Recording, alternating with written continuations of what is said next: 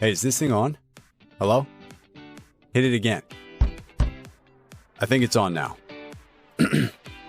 Welcome to Hiker Trash Radio, where each week, Doc will drag some colorful characters out of the woods to talk trail and Type 2 fun. If you're aspiring hiker trash, or if you're just looking to understand the hiker trash in your life, look no further. So lace up those boots, gnaw on some jerky, and settle into your 20-mile pace as we fire up the podcast from somewhere deep in the backcountry. It's time to embrace the suck.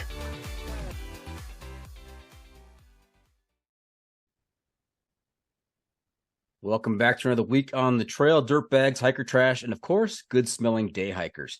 I'm Doc, and this is Hiker Trash Radio.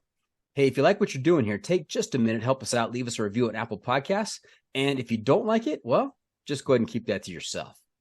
All right, let's get to this week's guest, a hiker who is currently out on the Pacific Crest Trail, Davey Verwoerd. Welcome to Hiker Trash Radio, Davey. How's it going? Thank you very much for having me. It's going very good. All right. How'd I do with that name? I took a little pause there. I was trying to get it just right. Yeah, Verwoerd. It's tough for non-Dutch people. That's right. Well, thank you for your patience with that. Hey, Davey, on the podcast here, we typically go by trail names. So Doc is not on my paycheck or on my driver's license. Have you picked up a trail name along the way in all your travels? I have picked up a trail name, yeah. So I go by the name from Captain America. Okay, and how did that come to you? So I traveling with a group with mostly Americans, and they quickly noticed my big love for America, and that's from small things as the nature, but also mostly from like bottomless drinks and all kind of stuff like that. And one of them started calling me America, and then the second one said, yeah, because you're always in charge of the group and decide where we go and do a lot of the planning, we call you Captain America. And then the same day we were walking down a hill and we met some trail magic, and at that trail magic they had American flags. So then I was all the way Captain America, and it suited and it sticked and everybody loved it, so we kept it. Nice. Now, if you're just listening on the podcast, you're not watching on YouTube, you're missing out because Captain America is sitting there. You're in Kennedy Meadows right now, is that right? Yeah, that's correct. Yeah, he's sitting outside at Kennedy Meadows, got this great pine tree in the background. He just pointed to his pack. He got this American flag hanging off of it, and he is sporting some nice jolly gear. So if you have an inclination, pause this, go to YouTube, take a look at this. It's going to be a great interview. Thank you so much. Yeah. All right, Captain America. How's it been so far? It's been first of all really amazing. The nature is beautiful. The sun is hot and warm. So that's the only thing that's a bit tough for me. The sun, especially where I came from. We will probably talk about that a bit later. But other than that, it's going really great. One little injury, but that's just because I was having too much fun and going too fast. Okay. We're going to get into some stories from the first 700 miles and what you're looking forward to in the next segment after the break. But tell me, Captain America, have you had a chance to listen to the podcast at all? Yes, I've listened. So I started listening to podcasts on trail. I've listened to one of your podcasts and a couple other ones from other programs. Before this, I was never used to into podcasts. But during hiking, when it's a boring section or you just need some other stuff than just looking around, then it's nice to listen to a podcast. Well, it always warms my heart to know that there are some hikers out there on the trail listening to Hiker Trash Radio while they're hiking. But the reason I really asked was to make sure that you are aware of a segment that we do towards the end of the episode, and it's called the Hiking Hack. And that is where I will turn to you and ask you to share some trail wisdom with our listeners to make their next outdoor experience even better. So don't be surprised when we get there. Yes, I was aware of that, and I got something on the hand for that. Okay, don't let it go early because you're still going to be on the hook if you spoil it early. No, we won't. Okay. Trailblazers Toolkit. That's right, Davey. It's time for the Trailblazers Toolkit, sponsored by the ultralight backpacking gear company 6 Moon Designs. Now, I love to talk about gear on the podcast, and I love to hear about the most important item in my guest adventure gear. So if you were preparing for your next adventure, and I was the one providing you with all your gear, what is the one specific piece of gear you would insist on being packed? Now, make sure you give me all the specifics on that piece of gear and tell me why you've got to have it out there. And this can be any type of item. It could be gear, it could be apparel, it could be a luxury item. So, Captain America, what is that item in your toolkit? Oh, that's gonna be that's a really tough one because there's so many items that are so important and so nice to have. But there was one item I didn't bring in the beginning because I wanted to go lightweight and not too much stuff. So I didn't bring any camp shoes. But it's so nice when you come to camp and just can take off your shoes and just walk around without stepping in pine cones with your bare foot or in rocks or in other stuff. It's great for crossing rivers. So it can be a cheap pair of sandals or a super lightweight pair of sandals, anything like that. I regretted it from the beginning, and as soon as I came to Julian, I bought a pair. So that would be, I think my number one item to recommend to other hikers. Okay.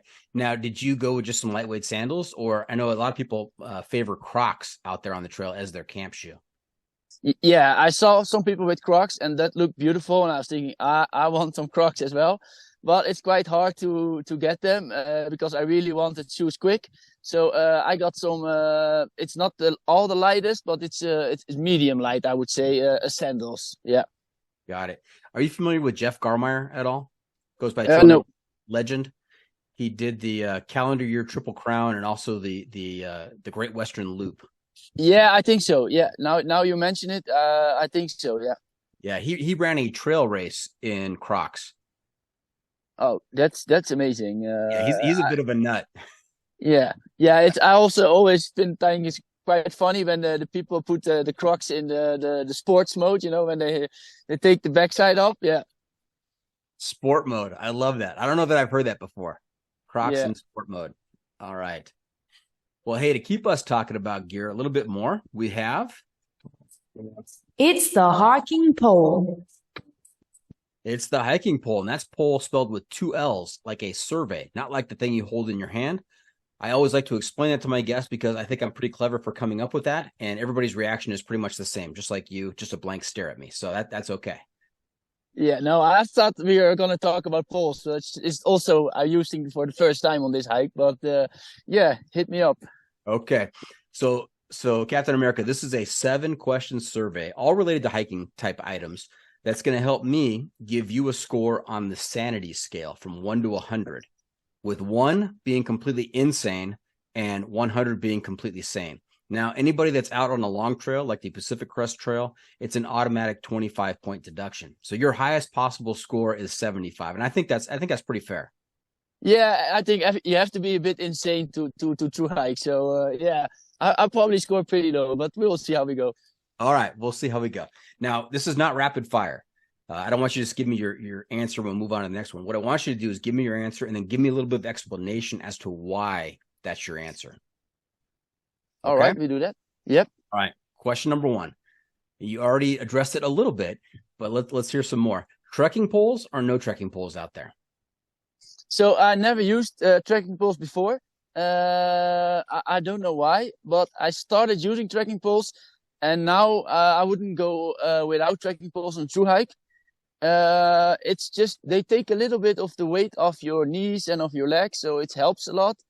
For me, it's also on the really steep sections where it's really where you walk on the side of cliffs. It gives you a bit more confidence and a bit more stability.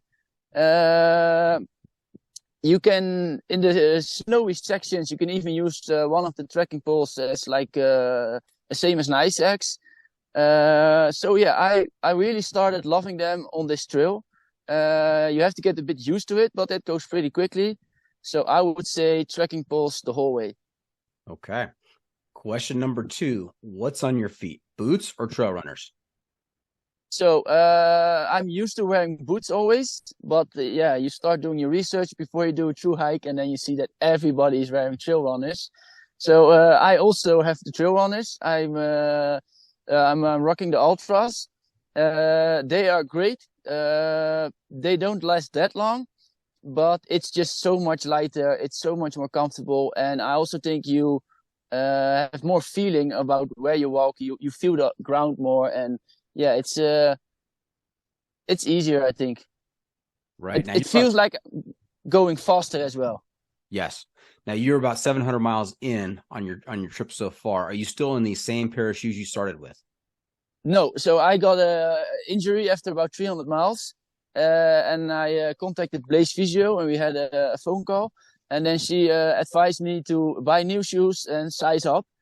This was also probably because I was wearing spikes, and they are really tight and grippy, and they deformed the shoes a bit. So the Ultras are really great shoes, but they're not so strong as boots. So after 300 miles, I already switched shoes. So that was pretty quick, but I don't mind. Well, and I'm kind of happy that happened because due to that happening, in your interaction with Morgan Brosnahan of Blaze Physio, she's the one that contacted me and said, "Hey, you got to talk to Captain America, who's out there right now." So without that injury, we're not talking right now. Yeah, I spoke to her before trail even already, and she made the first trail magic happen for me before I even arrived on the PCT. So I think we can talk about it later as well. But that's how I got to know her, and she's an amazing person for what she's doing all for the community, for all the hikers, and that's just amazing. Yeah, she is awesome. And listeners, if you're not familiar with Blaze Physio and you want some more information about her, just go through our back catalog. She actually spent an episode with us, and she is very, very talented.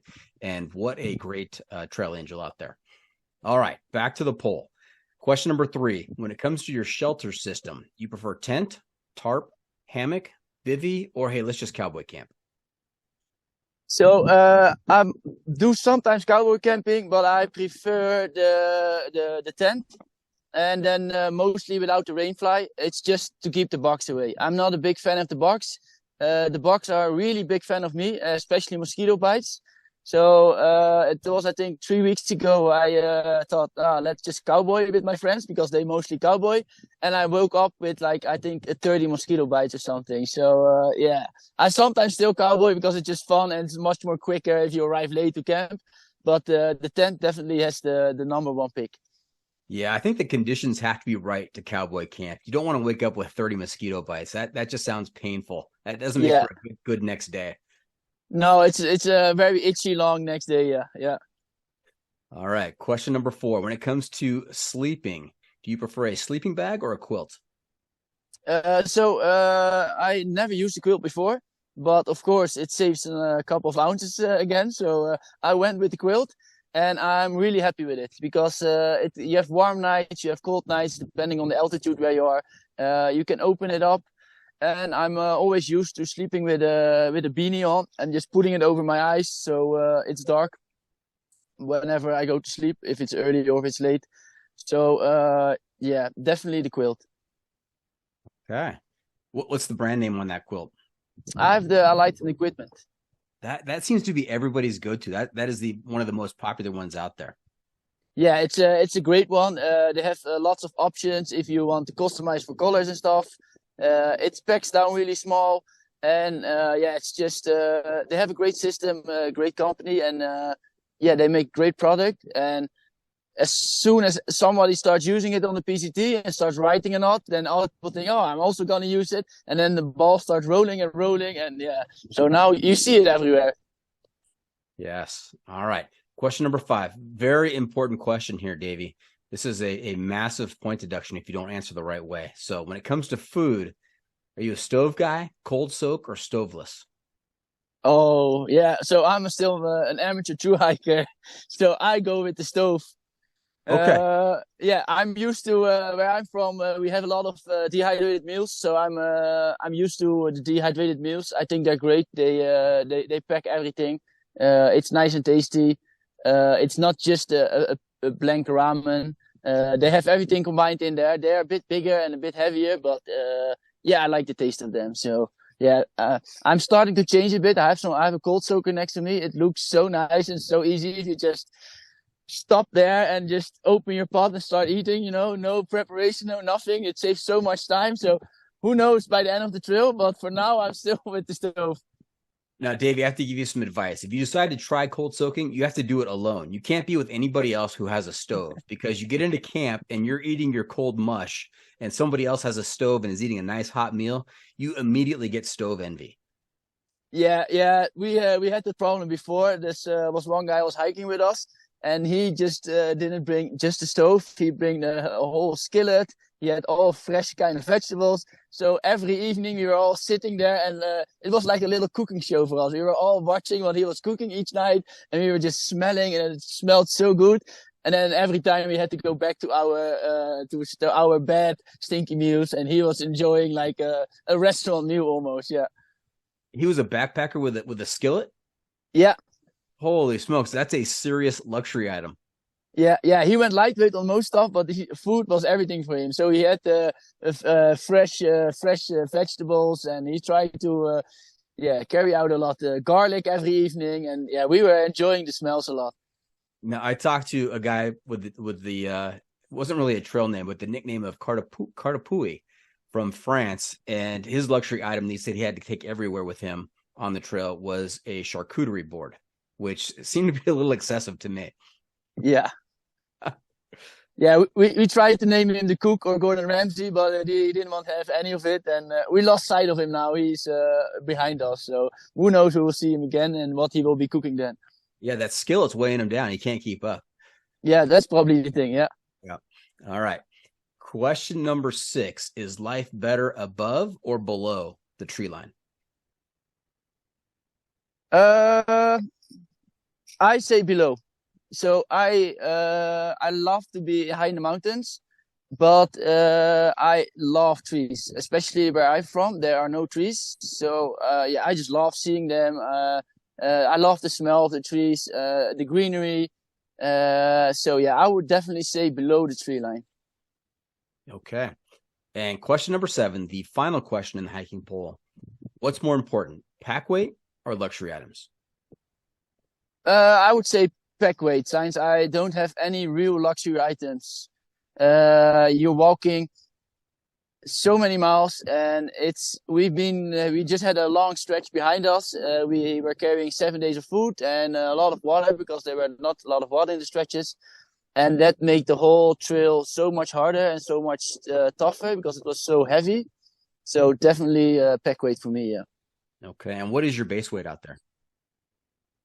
My base weight when I left Scout and Frodo's was 12 kilos. So then I have to... About 26 pounds? Yeah, I think around 25 pounds, yeah. Yeah. With food and water was it. Right. So, my base weight was 8 kilos. Okay, so closer to, 17 pounds? Yeah, 70 pounds, yeah. Yeah, nice. And I heard you mention Scout and Frodo. You were able to stay with Scout and Frodo before you left? Yeah, I've been able to stay there, and that was an amazing experience. They have so many great stories, so many great tips, and it's also great to meet a lot of people there. Yeah, they are incredible. I had Scout on the podcast to talk about his PCT memoir, Journeys North, and he is so entertaining, and what a storyteller. Yeah. Every evening he tells a story, and everybody is just clustered to his voice. He tells it so good, and it's a great person. Yes. All right. Hey, Davey, stand by. I've got to do a little bit of math here. I need to take your answers and put them through the Hiker Trash Radio algorithm. And let me see. I got to carry the 3. Going to multiply by pi, and we're going to divide by √5. And I'm going to make a slight adjustment for the number of mosquito bites on your face after a night of cowboy camping, and I come up with a score of 37. Oh, that's pretty okay. Now, the lower the score, the more insane you are. So you're south of 50 there. Yeah, no, I can be pretty insane, so I think that's pretty correct. All right, perfect. We'll get you a hat with that number embroidered on it. Perfect. I will wear it with pride. Nice. That's what I like to hear. All right. So Davey, tell us a little bit about how you pay the bills in the off season. What do you do to finance your adventures? What's your current day job? So my current day job, I worked in tourism business, so that's why it was easy for me to take a half year off. I skipped the whole summer season. So I lived originally on Svalbard now for the last 2.5 years, and we work with sled dogs there. So I work for a big company called Green Dog on Svalbard, and we take tourists on sled dog rides, most of it. And then in summer we also do some hiking trips, but it's all completely focused on the dogs, of course. So we do all kinds of stuff with the dogs. Now you have to tell our listeners, where is Svalbard? Svalbard, it's if you go on the map, it's all the way north. It's the closest destination you could get to the North Pole. So everything in our town has a sign that says the northernmost pub, the northernmost fuel station, the northernmost everything. So it's a little community from around 2,500 people, way up north. It's a bit in the middle of nowhere. And which country is it in? It's officially part of Norway, so Norway operates it, but it has a couple of strange rules because it's also a visa-free country, so everybody can come and go there. But in the end, it's Norway that operates it. Yeah. So if it's visa-free, does that bring in a lot of tourists? Is it pretty popular destination for travelers? It's a pretty popular destination. In winter, we have 3 months of darkness, so that's a lot of chance to see northern lights. So a lot of people like that. We have snow the whole long time, and people just want to say they were all the way up north. The visa-free part is for normally that we got a lot of people of every country. So in my company, I think everybody's from a different nationality. Right. Now, what is the temperature? What are the weather conditions typically at Svalbard? So in the winter, we go up to around -20, -25. That's the top. And in summer, we most of the time go average temperature of 15 degrees plus. That's all Celsius. Got it. Yeah. Now, how big is the town? Without the tourists, don't count the tourists. What is the population of the town? It's 2,500 in high season, and then in low season it maybe goes down with another 500. It's a really small town. I live at the dockyard, and that's outside of town even. So I don't even live in the town. Now, a town that size, I have to imagine that pretty much everybody knows everybody. Yes, it's a small town.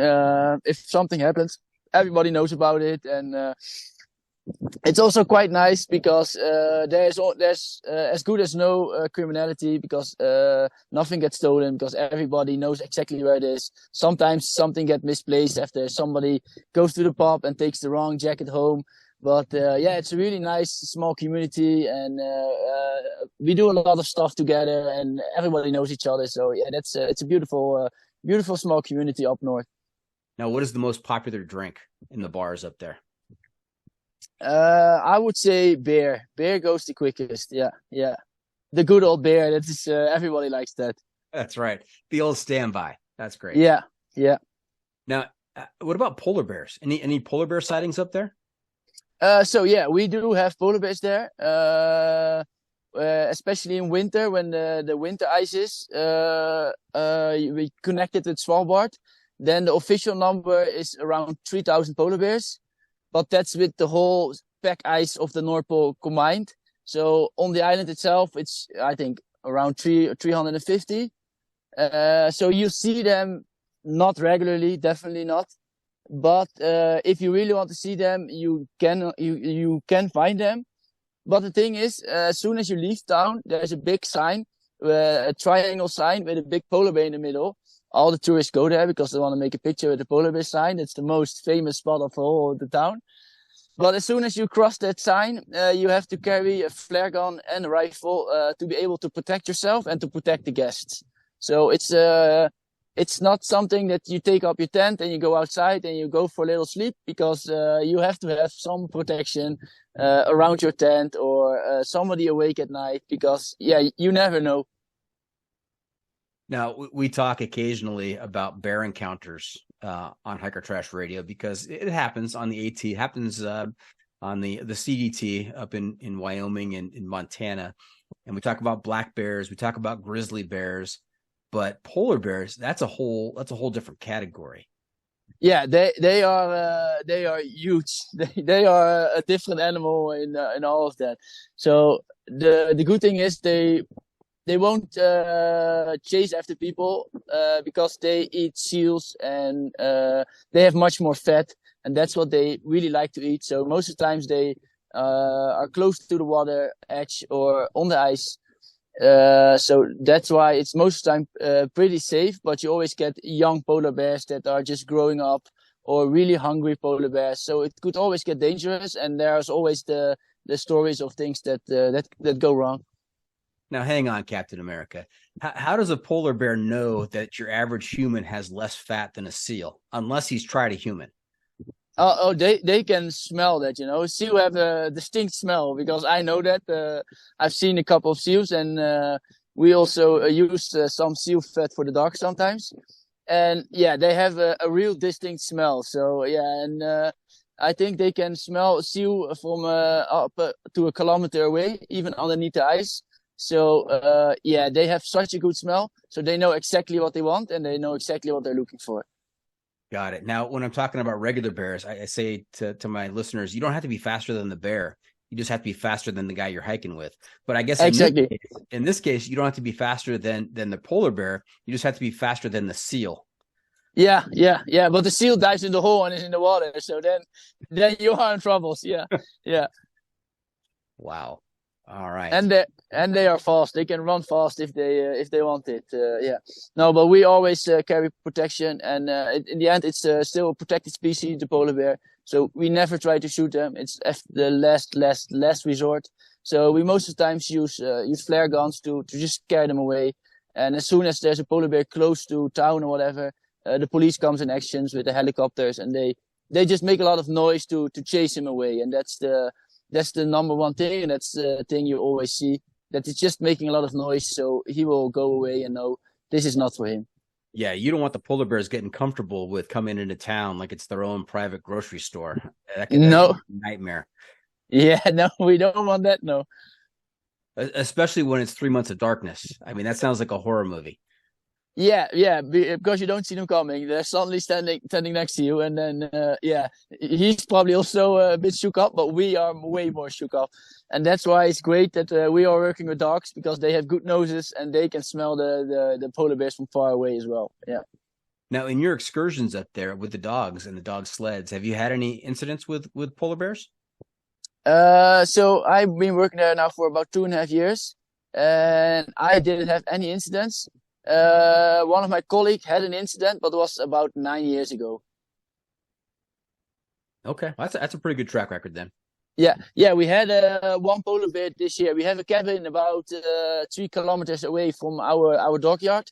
There was a polar bear with a cub, so a little baby, and it was just teaching and showing the baby how to get into the cabins and stuff.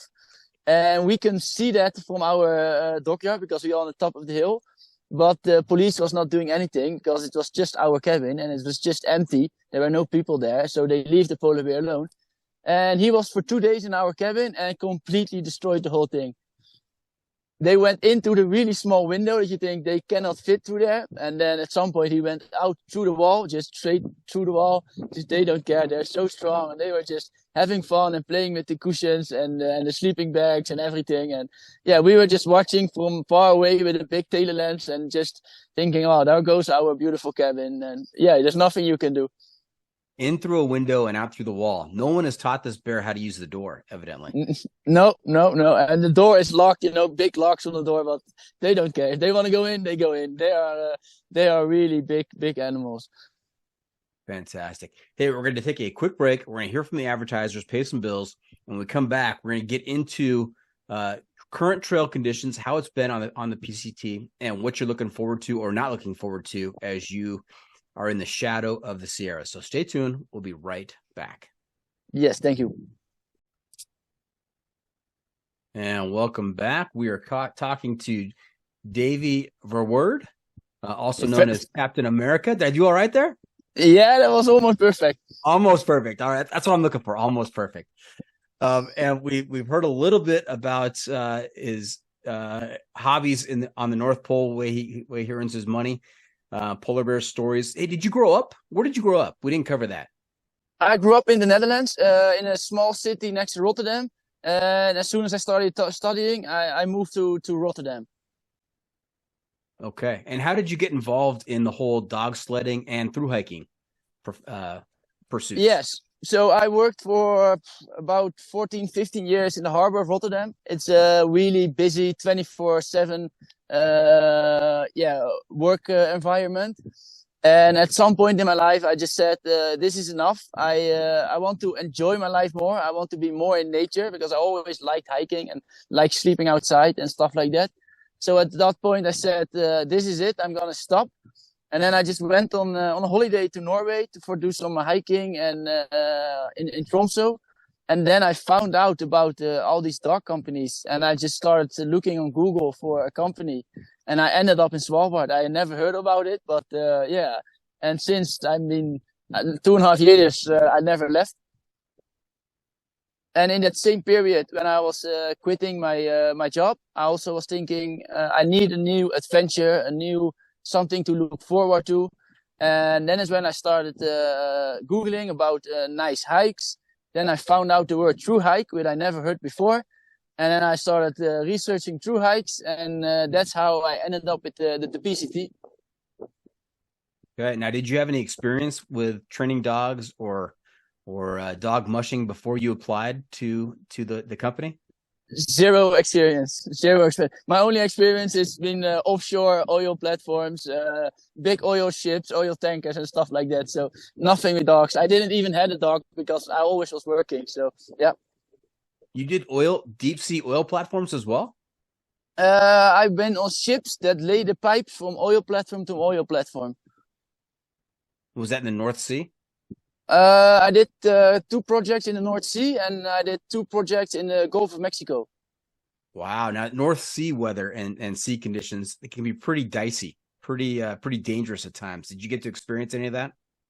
Yes. On the ship where I worked, we were 3 months on the ship, and I maybe worked 3 days. All the other days, the waves were too high, and then they cannot put the pipeline down. So we were most of the time just on the ship, not working, and just gliding in the waves all day long because the weather was just so bad, especially in the winter in the North Sea. The waves can get so high. We just couldn't work. So yeah, I didn't mind because I still got paid, but yeah, it was an experience. Okay. Now, I understand your interest in hiking and backpacking. When did you first become aware that there was a footpath that goes all the way from Mexico to Canada, and you could walk the entire thing, 2,600 plus miles? Do you remember when you first found out about that? Yeah, that's just before I started moving to Svalbard. I just started looking for a new adventure and a new challenge, and that is when I started to find out about thru hiking. And yeah, I seen the movie Wild before, but I never connected the dots. And then, yeah, I just started Googling, and then I saw the AT, the CDT, the Aura, New Zealand. And then in the end, I picked the PCT because it was, for me, it looks like the most diverse with nature. And that's what I like the most, the diverse nature, the desert, the Sierras, Washington, Oregon. So yeah, about 2.5 years, I found out that was a possibility. And quite quickly after that, I said, okay, this is a possibility, so now I'm going to do it. Okay. Now, this is a 2,650-mile path from Mexico to Canada. Have you ever done anything like this before? What is your biggest backpacking trip prior to showing up to the Mexican border? I've done nothing like this before. My biggest trip was around 4 or 5 days in Tromsø with a way too heavy backpack. It was way too heavy because I had no clue about lightweight stuff and everything. So I had no experience at all. And what are you, when you showed up and you're down there at the border, what's going through your mind? What are you thinking?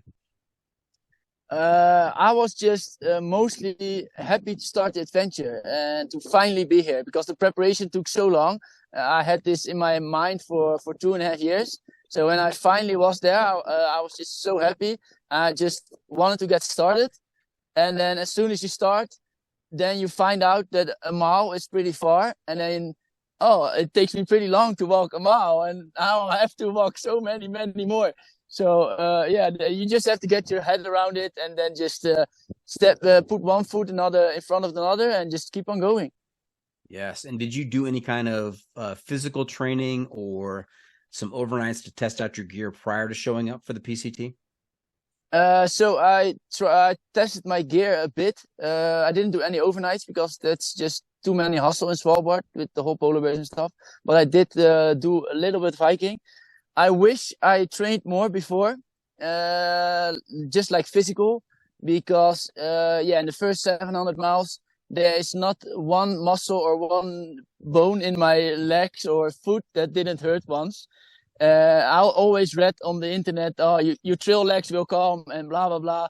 And they arrived at the end of the desert now. But I wish I had them sooner because the first 700 miles in the desert is the learning steps. But it's nice if your body is more capable than mine was. Yeah, you beat me to the punch. I was going to say that, there's two schools of thought about training. One is that, the more prepared you're going to be, the more physical in shape, more training you've done. And the other school of thought is just like you said, you will get your trail legs eventually. And so why train for it? You're going to get it eventually. In which school of thought do you belong to now? I was a bit cocky in the beginning. I said, I got this, I'm getting a bit older, but I'm still fit enough. I work outside with dogs, it's heavy work. It's gonna be easy, but no, if I do this again, I would definitely recommend everybody to definitely do some training. I also find out that Blaze has a great training programs and because you are using muscles here that you are not used to using, you are walking with the pack all day. It just gives you so much comfort if your body is a bit more trained for it than mine was. Now, how old are you, Captain America? I'm 36. And a lot of people, nobody gives me 36. So it's always funny to hear that. But I don't know if it's something in the North Pole or whatever. But 36 already. And do they guess that you're younger than 36 or older? Oh, they guess me around 26 to 28 most of the time. Yeah. Yeah. Nice. Well, yeah, something in the weather up there in the Arctic Circle has done wonders for you. Yeah, probably. That's what I keep saying to them. Come all to the Arctic. It may be that your head's on a swivel, always looking for the next polar bear. It's just kept you youthful. But probably that could be it. Yeah, who never knows. All right. So we heard about the injury a little bit, but other than the injury, how would the first 700 miles been? Do you have any good stories or memories from the first 700? I have a lot of stories about that. So on the first day was a rough day because I'm from the North Pole. When I left home, it was -15. So I arrived and you start with a little climb, and then up there you got to a place, and then there's no shade. And I was just walking, and it was getting so hot. It was in the middle of the day, so that was a really, really tough first day.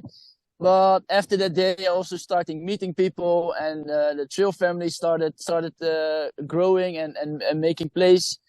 And then, so I started off with not too many miles. The third day, we only did 6 miles, and then we saw the first sign, and it said Trail Magic. We saw, that's lucky. The third day already Trail Magic. So we went in there. We arrived at the Trail Magic at 10 o'clock in the morning on the campsite. And we just enjoyed it, and we kept enjoying it, and we never left. So that was the third day. We only did 6 miles, and we stayed the whole day at the Trail Magic. We slept at the Trail Magic. We ate breakfast there, and then the next day we did 20 miles. And then my legs said, "What is happening here?" They didn't know what was happening. Yeah, so at that rate, it might take you 8 months to finish. Yeah. And in the beginning, we were a lot of hiking hard and then also partying hard. So that was maybe the wrong take on it. We now are doing more average 20-25 miles a day. So it's going much better now. But yeah, the people you meet on the trail magic, that's what surprised me the most. And that's also what sticks with me the most is, the whole community, the hiking community, how all the people are. That is just amazing. And what else stick me for the first 700 miles is, of course, the views. It's so beautiful out here. The sun is hot, but also the sunrise and the sunsets, they are amazing. And what was kind of new for me is all the switchbacks, because you go up and down a lot on the PCT. It's been a bit tough for me in the beginning, all the up and down, up and down. But I'm used to in Europe, we go more straight up. We see a mountain, we go up and over it. And here you do a lot of switchbacks, and then you see the top of the mountain, and then you walk along the ridge. You don't go over the mountain, no, you walk on the side, and then you go to the next and a little bit more up. So it's been a learning curve. It's been amazing so far. I mean, enjoying it. Of course, everybody has his rough days, and on those days you're always thinking, what am I doing here, and is this really up for me? But if you come to camp and then you're happy again, and then you see I made it, it wasn't all that hard, it was easier than you thought it would be, and then you come to camp, and then trail family is there, and then you have a laugh, you cook, and most of the time go to bed pretty early because you're just tired. But yeah, that's what makes it so special and so great, the people around you. That's right. Have you been introduced to the topic of hiker midnight? Yeah, but I'm now not sure. Is it 8 o'clock or 9 o'clock? But yeah, it's getting earlier and earlier for us. Yeah, it used to be 9 o'clock. Maybe it's 8 o'clock now. I don't know. Yeah. I'm so we have a group. We have a bit of different ages, and then we're already saying, yeah, the kids will stay up longer, but I need to go to bed. 8 o'clock is late enough for me. Yeah.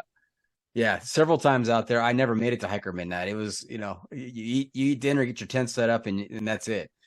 Yeah, and especially in this hot desert sections, we like to start early and then just take a huge break in the afternoon because it's just too hot and there's not a lot of shade. So that was a great way of hiking. A lot of hours in the morning and a lot of hours in the evening, and then you get to camp. You take your shoes off, you relax a bit, you cook, and after that you almost straight away go to bed because your body is just so tired.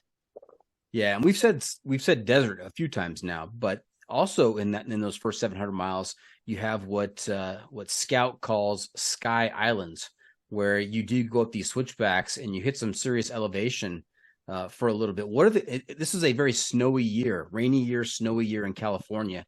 What are some of the conditions at the top of some of those switchbacks? So we went up San Jacinto. It was pretty early. Some people were still going around it. And yeah, they were completely in the snow. Pretty early on, you already hit snow. And normally you have the steep sections on the side and you look down and you think, oh, this is pretty steep.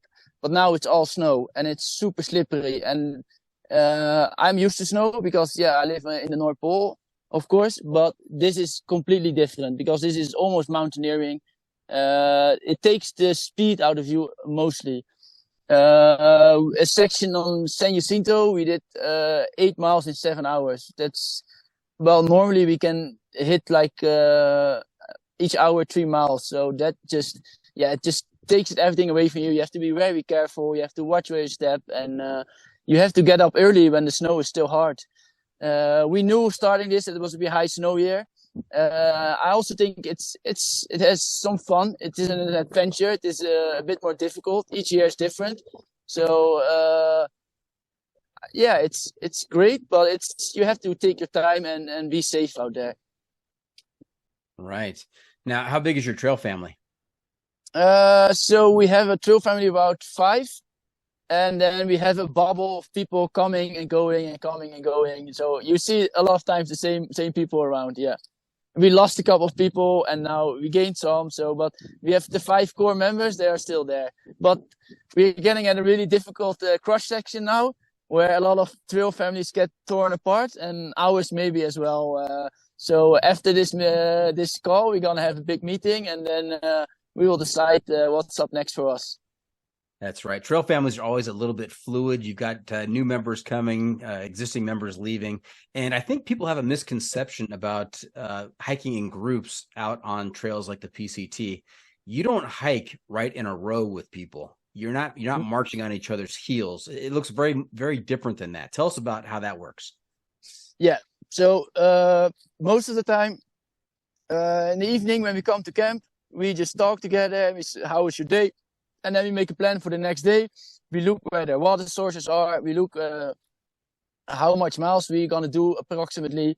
And then most of the times we say, okay, this is a nice break spot. And then everybody starts hiking at their own time. There's some people that like to start really early because they hike a bit slower. There's some people that like to sleep in a bit because they're a bit more lazy. And but you always see each other on the trail. But most of the time you all hike alone. And then we all know where we are going to camp the day before because we agreed that. So we all see each other in camp. And then the first person arrives in camp early and the last person arrives at camp maybe an hour later. Or in this lunch spot, we all see each other there. And sometimes I hike a little bit together with somebody and have a little talk, a little chat. But then quickly the other one has a slower pace or a faster pace. It's all depending if you go uphill or downhill because I'm a real downhill person. But I have a person in my group who is really tiny but super fast uphill, so it's really annoys me always. But yeah, most of the time you hike alone. You see the people on the switchbacks far away or far behind you, but you all meet up at the same spot or the same camp spot. Yeah, those speedy hikers that go uphill, I'm really jealous of. I can't do that, and it's frustrating. Yeah, I was really annoyed in the beginning because I was thinking, I'm Dutch, I have huge legs, you know, I got this, and then there's this tiny person behind me and just flies up the hill, and I was thinking, how is this possible? How is this possible? So annoying, and I keep trying to go faster and faster, but it's just not working, and then I'm not used to heat, and they are, so yeah, it's but everybody has their own pace, and everybody makes their days, and makes their miles, and that's what's important. Now, as you are heading into the Sierras, I mean, what have you heard? What do you know about the Sierras? Has anybody else ventured into the Sierras this early? Yeah, so I followed a lot of people on Instagram. It's a great social media to see what people are doing because everybody's posting. And for a couple of weeks now, people are already getting in. I follow somebody who is now almost through. He says it's all pretty doable and pretty easy, but he has mountaineering experience. I know that. He is strong. He's a super athlete. And the most thing is the snow has started melting, so it's wet. There's still a lot of snow, so you'll be walking in snow a lot of difficult traverses in snow. But the biggest fear for most of my trail families are the rivers, because there's a lot of snow. It's all start melting, so the river's getting bigger and bigger and bigger. And I heard some stories that some of the snow bridges start collapsing now, and then it's really difficult to get over the rivers. So people are definitely getting in and getting over and getting out, but it's all what people are feeling comfortable with. Everybody has different skill levels. Everybody feels different with different situations. So yeah, it's a difficult situation, but I'm seeing here now at Kennedy Meadows, and I still see a lot of people that say we want to enjoy the Sierras more. So why don't we come back for it later and just do the rest first and then come back for the Sierras at the end? And are you considering doing that, flip-flopping, or are you going to go straight through? So I'm about 50-50 at the moment. You also seen past years that there were fires and that there were closures, and I also don't want that to happen. So if I skip the Sierras, I have less chance of the fire season, less bugs in the states further on. So, but it's also, of course, nice to just do the whole way in one direction. So all the mileage signs are still the normal and the same. It saves a lot of logistics. So it's a really difficult decision, but in the end, I have a great trail family, and I'm really happy with them. And if they all want to flip, then I also want to flip. If they want to go in, then I also go in. I feel pretty comfortable with both. But I'm a swimmer. I love to swim, and there is so many rivers and lakes that I just wanted to camp out at, but I couldn't because we had to make the miles of the day. And there are so many beautiful lakes in the Sierras that now are still underneath the snow. So that's also a heavy thing for me. I will enjoy the Sierras if I do it now, but I will have way more fun if I do it later on.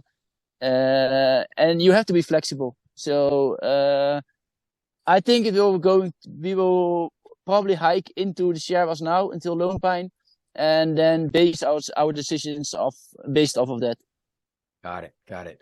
Now, if someone does go into the Sierras at this time, the danger is twofold. There you have the high snow, which is not only tedious to hike in, but it can be also, slippery and icy conditions in very exposed locations.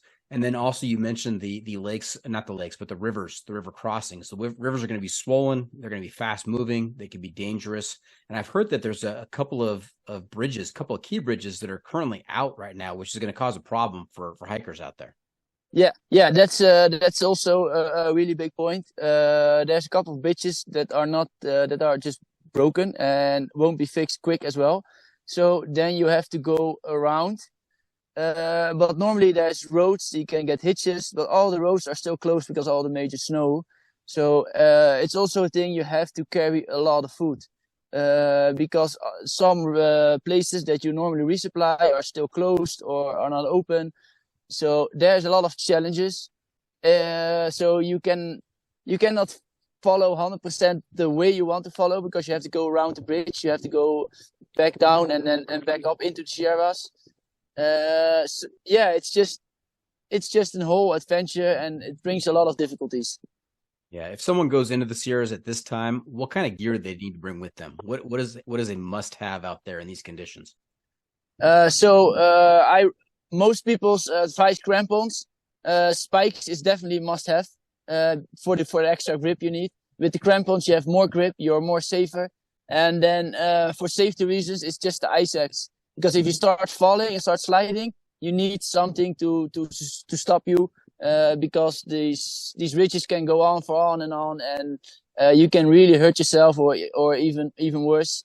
So if you go in now, I would definitely recommend an ice axe just for your safety. So if you fall down, you can arrest yourself, you can get back up, and that's most important. Yeah, one of our former guests who spends a lot of time in the New England states and doing some peak bagging up there. He talked about the importance of not just carrying an ice axe, but knowing how to use it. I mean, that ice axe isn't going to do you any good if you don't know how to use it properly. Do you have any suggestions on how to properly use an ice axe in conditions like that? So what it is with the whole situation, it's not super difficult with the ice axe because in the end you just have to fall on it. But what the thing is, if you start sliding or whatever, you will be super stressed. Your body will go into overdrive.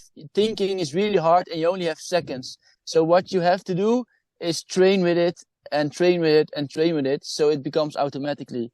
So if you slide or if you fall, your body automatically falls and turns around and falls on that ice axe. So you grip in because you don't have time to think if you start going. Your body will be, completely stressed and doesn't know what's going on. So it has to be an automatic pilot almost for you to know what to do.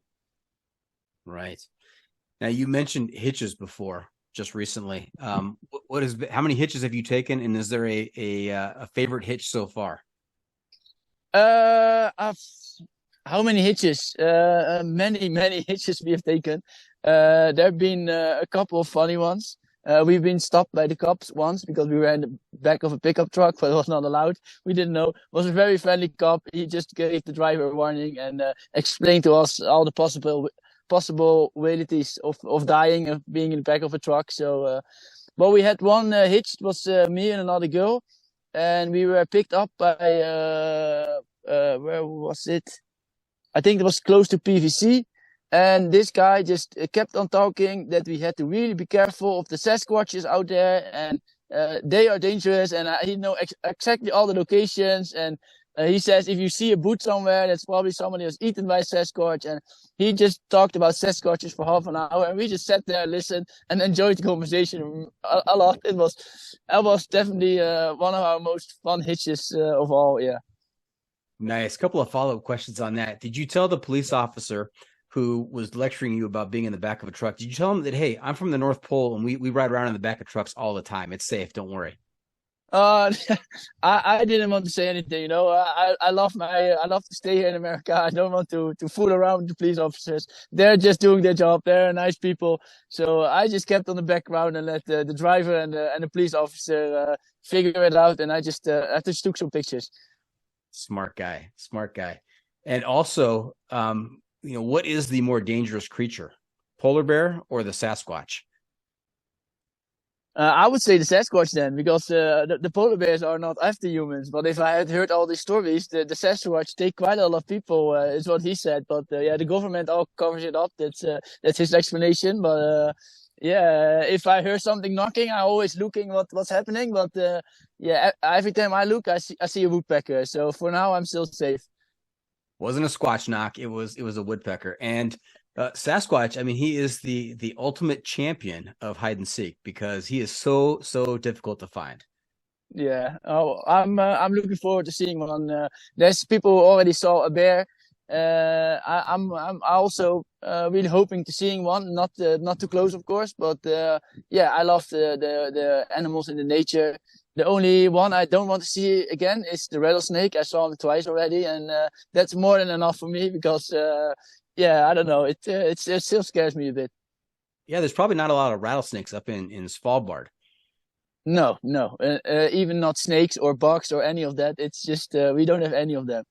No mosquitoes, no snakes, no flies, nothing. Wow. And the fact that it's no visa, I mean, the fact that you said that now, no bugs, no snakes, it's going to increase the tourist population up there. Yeah, and you can run your podcast from there. You know, it's you're welcome to join. Can I do it from that cabin, or is it polar bear proof yet? Cabins they're not polar bear proof, but you have gone and you're pretty safe in the cabin. You can put a dog next to it and he will alarm you at night. Okay, perfect. All right, hey, you've got 1,900 miles roughly left to go. What are you most looking forward to? Or maybe not most, but what are some stretches of the trail that you have heard about and you're looking forward to experiencing firsthand? Crater Lake, I think that's beautiful. I saw some stuff from there and that's just beautiful. But for me, it's just whole Washington and Oregon because it's so green. It's so many great views I've heard. There's some great lakes, some great rivers, so some great swimming for me. And in the end, it's everything because it's so diverse. So I also wanted to see the Sierras, the blue, the glacier lakes, and stuff like that. But Washington and Oregon is, I think, what I'm looking mostly forward to. Okay. Now, you talked a little bit earlier about your tramily and how some get up early, some sleep in, some get to camp late, some get there first. What category do you fall into? Are you one of those early risers, get after it real quick with those huge legs of yours, or do you like to sleep in? It's quite funny. So I try to get up early. It's most of the time difficult, so I always snooze a little bit. But it's really funny. As soon as we get close to town or it's town day, then my family already knows. And then in the evening, they say, okay, we will see you in town. Because as soon as it's town day, I get up really early and I almost run to town because that are my days. So most of the times I'm quite up early. I start slow in the morning because I'm not a morning person. And I arrive in camp also quite pretty early. But if it's town day, then there's no keeping up with me because then I'm flying. That's also why I got my first injury because I just flew down a mountain, which I should not have done. I heard afterwards, but that's when I go full speed. Now, I mean, what is the allure of town? What do you do on a town day that's so exciting to you? All the great American food is for me the thing. We tried so many fast food bars, but also a street barbecue. Bottomless drinks, so I can drink something else than only water or the stuff I drink. It's just a little bit back to civilization, you know. The food and the drinks, that get me. Nice. And do you have a favorite American food so far? So far, it's definitely the barbecue, the street barbecue. Yeah. It's amazing. When I know they have that, then I will dream about it the night before. I wake up at 4 in the morning and I start walking. Yeah, that's one of the 3 items that hikers talk about on the trail all the time. You know, one is food, the other is bodily movements, and the third is probably gear. That's pretty much the entirety of conversation out there. Yeah. Yeah, that's what we talk a lot about with hiking when you meet hikers on the way. And then they always say, do you know if there's trail magic up ahead? Because it's not a town day, but you still get those drinks and there's food sometimes. So yeah, trail magic is also a word you hear a lot. And that's also one of my favorite words for the true hiking, the trail magic. That's just amazing. Yeah. Now, best trail magic ever for you would probably be a food truck specializing in barbecue up just crossing the trail. Yeah, that would be amazing. Yeah. So if you know somebody, send them ahead, and I will see them there. I think Blaze Physio, in addition to all of her medical treatments, I mean, she should include some barbecue in her trail magic. Yeah, that would be great. I don't know if the dog will eat it all, but that would be amazing. Yeah.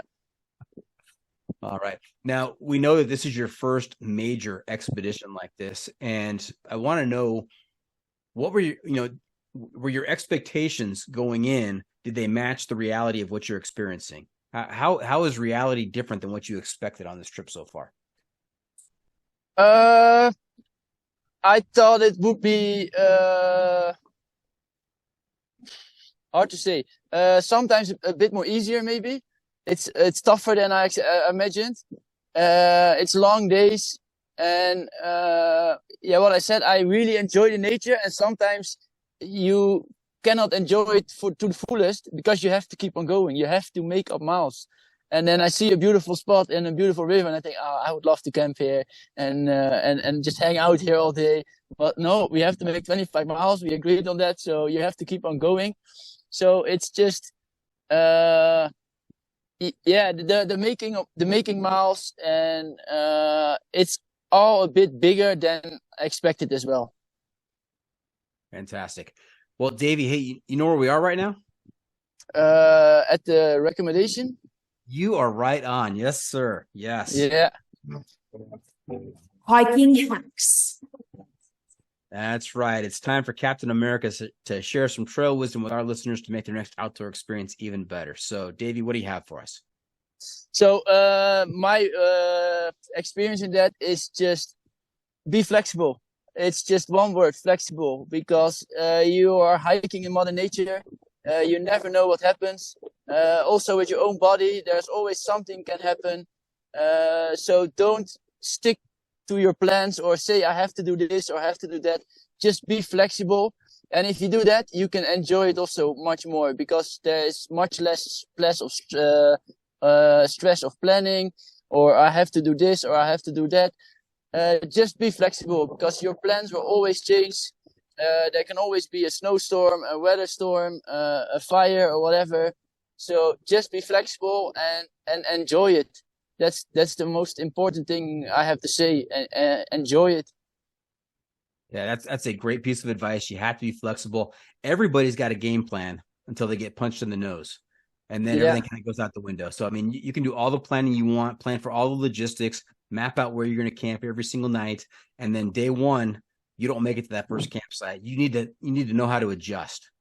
Yeah, exactly. And as long as you're flexible and you got that mindset of being flexible, then it will all come to place. The trail provides.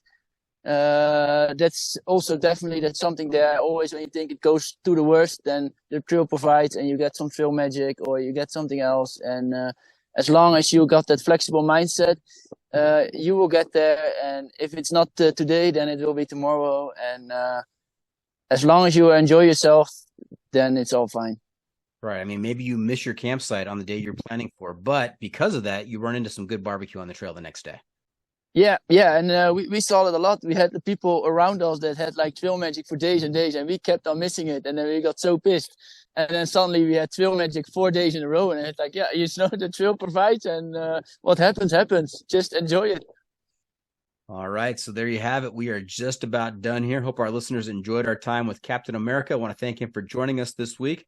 Davey, how can our listeners keep up with you on social media, and where can they find updates on your adventure out there on the trail? So I'm on Instagram. That's solo.hike. I try to write a daily post, but of course there's no internet, so I have to catch up sometimes on my posts. But it's also for family, for friends, and for everyone who wants to know. I post on Instagram. If they have any questions, they are more than welcome to ask me, to send me a DM, and I'm happy to answer all of them. All right. Remember to check out Hiker Trash Radio on social media as well. We are on Facebook, YouTube, Instagram, Twitter, and TikTok. And if you have comments or clips you want to share with me, you can send it to me at hikertrashradio@gmail.com. Off the beaten path. Now, unfortunately, we can't always be on the trail, and when we're not, we need to find a way to get our adventure fix. So, Davey, I'm going to ask you to share some outdoor adventure media with our listeners to help them get by. This could be a book or a movie or a documentary. We call this segment Off the Beaten Path. What do you have for us? So where all my inspiration came from is from all the fellow hikers, from all the fellow people. There are so many great documentaries on YouTube. That's where I got all my my inspiration from. So if you find a hike that you want to do, go on YouTube, type in that hike, and there's so many people who already did it and just can tell you about their great experiences. That's mostly my advice I would have, yeah. And then I don't think I have a specific one that I really like, because every year is different. The one year they had a dry year, the one they have a snow year. But yeah, YouTube is full of them. Okay. Have we not asked you? And before we wrap things up, just one more segment for you called What Have I Not Asked You That You're Dying to Tell Us About? What do we miss so far in the hike for you? Yeah, we talked a little bit about it, but just the trail magic. It's just before I started hiking, I already got the trail magic through Physio. There was an old hiker who wanted to give his GPS device, his Garmin device away. So I got that one for free.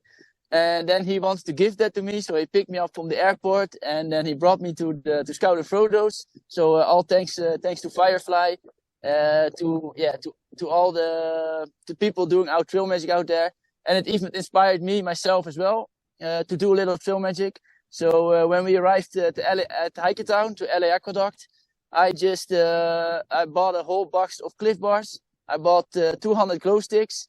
I put on far out that everybody that wanted to join our night rave could get free glow sticks and a free Cliff Bar.